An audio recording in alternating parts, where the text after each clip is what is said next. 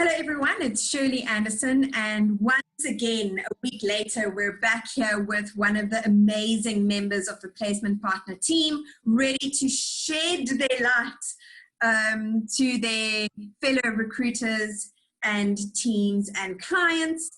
And we have obviously been going through this whole journey and process, looking at how do we refuel ourselves during this lockdown period, how do we really warm up, how do we get ready, and hallelujah, it's level 3 lockdown. We're gearing down so recruitment can gear up, which is so exciting. And Ntsiki is here to talk about how do we keep going. Welcome, Ntsiki. Thank you, Shirley, for having me. Of course.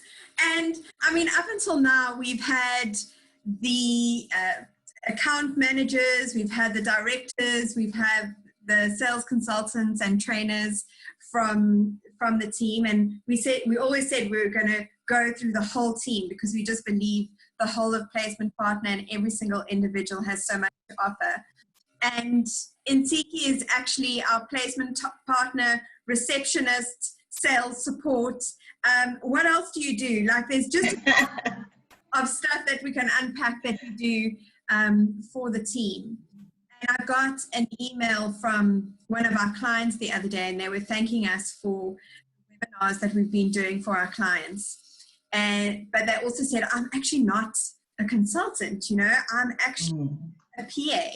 And how can I do better during this time? How can I support my team better? And I thought, how fitting is it that we're going to have Ntsiki come and chat, because yes. the place that you come from, you know, and you really are support to the team, which kind of brings me to my first question. So I'm just going to hit you with it if you're okay. So when you think of your role in Ntsiki, what does being a receptionist mean to you? Let me first unpack what a receptionist means to everybody else. When people hear receptionist, they immediately think help desk. Do you want coffee or water? Do you want it with milk, or do you want it black? And have a seat over there. Mr. So-and-so will be with you just now. But for me, what it means to me is it means frontline. And the minute I want to unpack the word frontline, I then am met with first point of contact. First point of contact meaning that whatever I do will last longer. Whatever experience the client has with me is what will last. So basically, I am the face of the brand. I hold the brand. And whatever the client experiences with me predetermines their experience with the entire team. So that's what being a receptionist means to me personally, that I am the face of the brand, I am the first point of contact, and basically whatever experience they have with me is what will last. Yeah. First impressions last. 100% agree with you. And I love how you say, well, let's actually unpack what it means to everyone else, you know? It goes so much deeper than just your own thoughts and what you're doing for yourself. Yes. So has anything changed during the time of lockdown for you in your role? How do you see your role differently, and what do you do differently? Shirley, I think with most people who hold my role, I think they'll share the same sentiments that I did when it all started, that everybody thought we are going to lose our jobs. Like, everybody felt that their jobs are on the line. And I think in any industry or in any company, the receptionists, the support staff, the administrators, they all felt that they will be disposed of first. And it was very, very shocking. But Placement Partner has a way of valuing their staff in a way that you feel like I'm safe. So when it all started, I had this feeling of, how am I going to make it work at home? there are kids at home, how am I going to answer the phone professionally? How are we going to transfer calls? How am I going to keep on supporting the sales team, the support team, as well as tech and everybody that requires my support at work? And it's been quite challenging, I must say, but I just had to apply myself double, if not more, than how I was applying myself at the office. The nice part about it was that I don't get to be stuck in traffic anymore. I can just jump out of bed, get a shower, get coffee, here I am. But what I've done differently though is definitely time management. I had to manage my time. I don't think I've ever had to manage my time more than this time right now during the pandemic. Having to know that, okay, from 8 until 5, I'm at work. Yes, I might be at home, but I'm at work. Even my kids having to adjust to that, okay, mom's room is a no-go area until 5 o'clock. So it's been quite challenging, but as time went on, we got used to it. I'm very comfortable. I even have my office chair here with me now. So yeah, everything's good. Yeah. Awesome. Yes, you look very professional with your office. Cool. So obviously taking care of yourself during this time is just, if you're going to be taking care of others, you've got to take care of yourself. And how are you ensuring that your bucket is full? I love this topic. I love it. I think it's one of my favorite topics. I've learned over the years that there is nothing that you can do when you're on empty.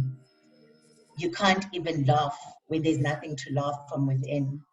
You can't even say, hello, welcome to Placement Partner, and sound sincere if you're not being sincere to yourself. And what I've done during this period, or ever since I discovered this, is I've been meditating a lot, and I've been putting a lot within. I've been having to tell myself things that I don't believe about myself, telling myself that I'm good and I'm great at what I do. I am an asset. I am just a light, And when I do that, and I am able to give from my overflow to my clients, to my colleagues, it's just fulfilling. I don't feel like I'm taking for myself. And I've had this all the time, that you have such a bubbly personality, and the bubbliness has to start from within. There is no way I'm going to overflow if there wasn't a shake coming from within. It's the same as a bottle of champagne. In order for you to get that effect, there has to be a shake that happens from within first. So yeah, I've had to believe a lot of things for myself, meditate a lot for myself in order for me to function the way that I function in my role. So what I would give to our clients and anyone in a support role, make sure that you are in a good mind frame, make sure that you are in a good space in order for your clients and anyone else that you're serving to receive that as well. Awesome. And we're about to, today, we're down to level 3, and we're going to start gearing down in lockdown. What would your top 3 tips be to our clients out there, to support teams out there, even to consultants out there, to everyone out there? What are the top tips that you would say are essential to taking advantage of the opportunities that the future holds for us? With level 3, and I think the closer we get to 1 is the closer we know that things are going to go. As much as they're not going to go back to normal, but we do know that the country is eventually going to open up and life is going to go back to normal. We might even have to go back to offices. What I can advise, or rather not advise, my top 3 tips that I'm personally using for myself is I'm using this time to empower myself. Empower myself through learning about anything support related, from Excel, my phone etiquette, anything to empower myself so that when things do go back to normal, there will be a lot of adjusting in terms of how things are done. Maybe we'll have to take another month or so to even be able to have face-to-face interactions. So I'm currently equipping myself in that avenue, you know, finding out which webinars are there, finding out more about programs for support. And my second tip would be to believe in yourself. I think there's one thing that in this the pandemic, or rather the lockdown, has allowed me is to reflect a lot.